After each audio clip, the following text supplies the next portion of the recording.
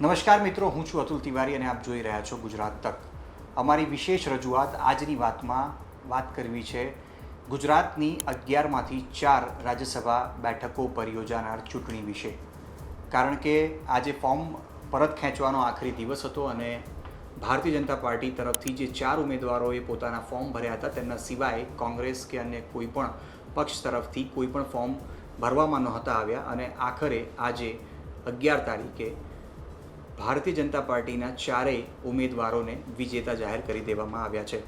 એટલે કે 11 જેટલા રાજ્યસભામાં ગુજરાતમાંથી સભ્યો પહોંચતા હોય છે, સાંસદ બનતા હોય છે અને આ 11માંથી પહેલીવાર એવું થશે કે જ્યારે કોંગ્રેસ તરફથી કોઈ પણ રાજ્યસભા સાંસદ ગુજરાતમાંથી નહીં હોય.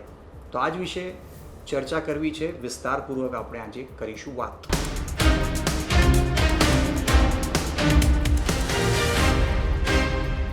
તો મિત્રો, 18 જૂનના રોજ ગુજરાતમાંથી 4 રાજ્યસભા સાંસદો માટે ઉમેદવારી નોંધાવવાની હતી. ચૂંટણી 18મી તારીખના રોજ યોજાવાની હતી, જેને લઈને ભારતીય જનતા પાર્ટીના જે 4 ઉમેદવારો હતા પહેલેથી જ સ્પષ્ટ હતું કે તેમની જીત નક્કી છે અને કોંગ્રેસ તરફથી સ્પષ્ટતા પણ કરી દેવામાં આવી હતી કે તેઓ તરફથી કોઈ પણ ઉમેદવાર ઉતારવામાં નહીં આવે. કારણ કે રાજ્યસભાની ચૂંટણીની અંદર જે મતદાતા હોય છે તે વિધાનસભામાં બેસનાર ધારાસભ્યો હોય છે.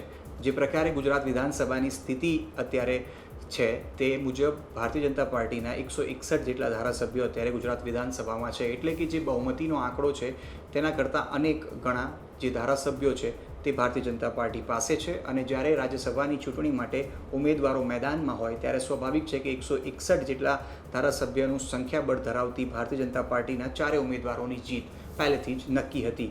આ ઉમેદવારોની જ્યારે જાહેરાત થઈ ત્યારે તમામ માટે સરપ્રાઇઝ નામ હતા.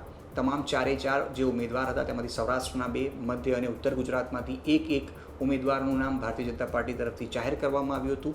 4 ઉમેદવારોને પણ ખ્યાલ નહોતો કે તેમનું નામ રાજ્યસભાના ઉમેદવાર તરીકે જાહેર થશે. આખરે જ્યારે ફોર્મ ભરાવાની શરૂઆત થઈ ત્યારે ભારતીય જનતા પાર્ટીના 4 ઉમેદવારોએ ફોર્મ ભર્યા. ફોર્મ પરત ખેંચવાની જે તારીખ હતી તે પણ નક્કી હતી અને ચૂંટણી યોજાવાની તારીખો નક્કી હતી. આખરે આજે 11 તારીખ છે અને સ્પષ્ટ, જો કે પહેલાંથી પણ સ્પષ્ટ હતું પરંતુ હવે આખરે સ્પષ્ટ થઈ ચૂક્યું છે કે ભારતીય જનતા પાર્ટીના જે 4 ઉમેદવારોના નામ જાહેર કરવામાં આવ્યા હતા તેઓ રાજ્યસભામાં જશે. ખાસ કરીને અત્યાર સુધીની વાત કરીએ તો 11 જેટલા જે રાજ્યસભાના સાંસદ છે તે ગુજરાતમાંથી જતા હોય છે. રાજ્યસભાની પણ વાત કરી લઈએ તો 245 રાજ્યસભામાં સાંસદોનું સંખ્યાબળ હોય છે, જેમાંથી 12 જેટલા જે સાંસદ છે તે સ્પેશિયલી નોમિનેટ રાષ્ટ્રપતિ તરફથી કરવામાં આવતા હોય છે. જ્યારે 233 જેટલા જે સાંસદો હોય છે તેમના માટે ચૂંટણી થાય છે. દેશના અલગ અલગ રાજ્યોમાં તેમની ચૂંટણી યોજાય છે અને તેના માટે જે મતદાન કરનારા હોય છે તે હોય છે વિધાનસભાના ધારાસભ્યો. અને ગુજરાતની વાત કરીએ તો 11 જેટલા જે રાજ્યસભાના સાંસદો ગુજરાતમાંથી ચૂંટાઈને દિલ્હી પહોંચતા હોય છે તેમાંથી અત્યાર સુધીની જો સ્થિતિની વાત કરી લઈએ તો એકમાત્ર શક્તિસિંહ ગોહિલ કે જેઓ કોંગ્રેસ તરફથી રાજ્યસભાના સાંસદ હતા, પરંતુ હવે જ્યારે 4 રાજ્યસભાના સાંસદોની ટર્મ પૂરી થઈ રહી છે ત્યારે નવી ટર્મમાં જે હવે 4 સાંસદો જઈ રહ્યા છે તેમના નામ જૂના 7 સાથે જ્યારે હવે જોડવામાં આવી રહ્યા છે ત્યારે પહેલી વખત ગુજરાત તરફથી ઇતિહાસમાં એવું થશે કે રાજ્યસભાની અંદર ગુજરાતમાંથી કોંગ્રેસ તરફથી એક પણ રાજ્યસભા સાંસદ નહીં હોય. આજે લગભગ 5 વાગ્યાની આસપાસ એક પ્રેસ નોટ જાહેર કરીને સ્પષ્ટતા કરી દેવામાં આવી કે જે 4 ભારતીય જનતા પાર્ટીના જે ઉમેદવારો હતા તેઓને બિનહરીફ જાહેર કરવામાં આવે છે. હું આપને જે પ્રેસ રિલીઝ આવી છે તે પણ આપને સ્પષ્ટ રીતે વાંચીને સંભળાવું કે જે ચૂંટણી અધિકારી ચેતન પંડ્યા જે ગુજરાત વિધાનસભાના સચિવ છે તેમના તરફથી જાહેર કરવામાં આવી છે. સત્તાવાર તેમની જાહેરાત જે છે તેના વિશે જો હું આપને કહું તો જીતેન્દ્ર કણઝારિયા, માનસી પરમાર, રાજેશ શુક્લ અને મુકેશભાઈ રાઠવા, આ 4 જે ભારતીય જનતા પાર્ટીના ઉમેદવારો હતા આખરે તેમને રાજ્યસભાના ચૂંટણીના પરિણામમાં એક પ્રકારે વિજેતા જાહેર કરી દેવામાં આવ્યા છે. અત્યાર સુધી જે 4 લોકો આમની પહેલાં હતા કે જેમની ટર્મ 21મી જૂનના રોજ પૂર્ણ થતી હતી તેમની પણ નામની વાત કરી લઈએ તો તેમાં રામભાઈ મોકરિયા જેઓ ભારતીય જનતા પાર્ટી તરફથી જ હતા અને નરહરી અમીન કે જેઓ પહેલાં તો કોંગ્રેસમાં હતા પરંતુ છેલ્લા કેટલાક વર્ષોથી ભારતીય જનતા પાર્ટીમાં હતા. તેમની પણ 6 વર્ષની રાજ્યસભાની જે સાંસદ તરીકેની ટર્મ છે તે પણ હવે પૂરી થઈ રહી છે. આ સાથે જ રમીલાબેન બારા આ સિવાય કોંગ્રેસ તરફથી શક્તિસિંહ ગોહિલ પણ રાજ્યસભાના સાંસદ હતા, પરંતુ આ ચારેની હવે ટર્મ પૂરી થઈ છે અને જે નવા 4 સાંસદો હવે ગુજરાત તરફથી દિલ્હી જઈ રહ્યા છે તેમના નામ છે જીતેન્દ્ર કણજારિયા, માનસી પરમાર, રાજેશ શુક્લ અને મુકેશભાઈ રાઠવા. ખાસ કરીને આ તમામ 4 સભ્યોની સાથે વાત કરીએ તો ગુજરાતમાંથી 11 જે રાજ્યસભાના સાંસદો છે તે 11 ભારતીય જનતા પાર્ટી તરફથી હશે.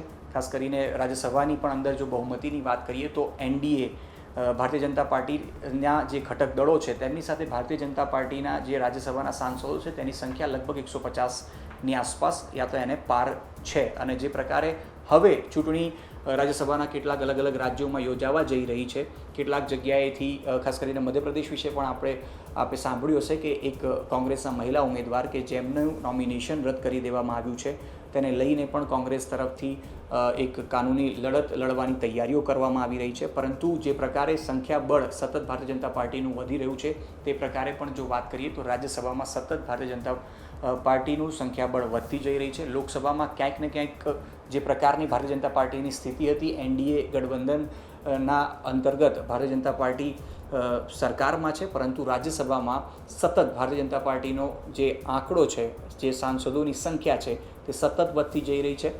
વર્ષ લગભગ 1990 પછીથી જો વાત કરીએ તો સતત લગભગ 11 રાજ્યસભાના સાંસદોની જે સંખ્યા ગુજરાતની હતી તેમાં જો અલગ અલગ સમયે જોવામાં આવે તો રાજ્યસભા સાંસદો ભાજપ અને કોંગ્રેસની સંખ્યા બદલાતી રહી, પરંતુ મહત્તમ ભારતીય જનતા પાર્ટીના સાંસદોનો દબદબો રાજ્યસભામાં ગુજરાત તરફથી રહ્યો. અને આખરે હવે જ્યારે આપણે 2026માં વાત કરી રહ્યા છે ત્યારે કોંગ્રેસનો એક પણ સાંસદ રાજ્યસભામાં નહીં હોય એ સ્પષ્ટ થઈ ચૂક્યું છે.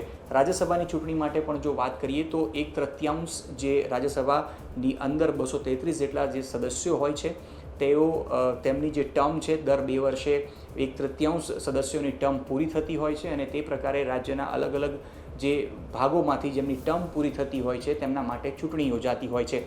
હવે જો 11 રાજ્યસભા સાંસદોની વાત કરી લઈએ તો 2 રાજ્યસભાના સાંસદો ગુજરાત બહારના છે અને સીધી રીતે તેઓ દેશમાં કેન્દ્રીય મંત્રી તરીકે પોતાની ફરજ નિભાવી રહ્યા છે, જેમાં તો એક છે એસ જયશંકર અને બીજા છે જેપી નડ્ડા. આ સિવાય લગભગ 9 જેટલા જે રાજ્યસભા સાંસદો ગુજરાતમાંથી નોમિનેટ થયેલા છે અને સાંસદ તરીકે દિલ્હીમાં પહોંચ્યા છે તેઓ ગુજરાતમાંથી જ છે. અને આ વખતે જે 4 સાંસદો જઈ રહ્યા છે, ખાસ કરીને જ્યારે તેમના નામની પણ જાહેરાત થઈ, તેમના સમર્થકો, ટેકેદારો તો ઠીક, પરંતુ તેઓને પણ ક્યાંય ખ્યાલ નહોતો કે તેમના નામનું એલાન થશે. એટલે કે ભારતીય જનતા પાર્ટીની જે એક પ્રકારે કહી શકાય કે પોલિસી રહી છે સરપ્રાઇઝની, તે સરપ્રાઇઝ આ વખતે પણ જોવા મળી.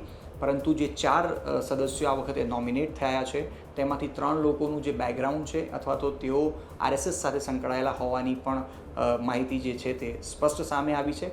પણ ફરી એકવાર સૌથી મહત્ત્વની વાત એ છે કે પહેલીવાર ગુજરાત માટે એવું થશે કે જે 11 રાજ્યસભાની અંદર ગુજરાતમાંથી પ્રતિનિધિત્વ કરનાર સાંસદો રાજ્યસભામાં જઈ રહ્યા છે તેમાં એક પણ કોંગ્રેસનો નહીં હોય. જો લોકસભાની વાત કરીએ તો માત્ર કોંગ્રેસ માટે હવે રાહતની એક જ વાત છે કે ગેનીબેન ઠાકોર જે એકમાત્ર લોકસભાના સાંસદ તરીકે કોંગ્રેસમાંથી દિલ્હી પહોંચ્યા છે, એ સિવાય લોકસભાની અંદર પણ ગુજરાતમાંથી જે 26 સાંસદો છે તેમાંથી 25 ભારતીય જનતા પાર્ટીના છે અને આખરે હવે 11 રાજ્યસભાના જે સાંસદો હશે તે પણ ભારતીય જનતા પાર્ટીના હશે. તો આ જ પ્રકારની અને તમામ ખબરો માટે જોતા રહો ગુજરાત તક.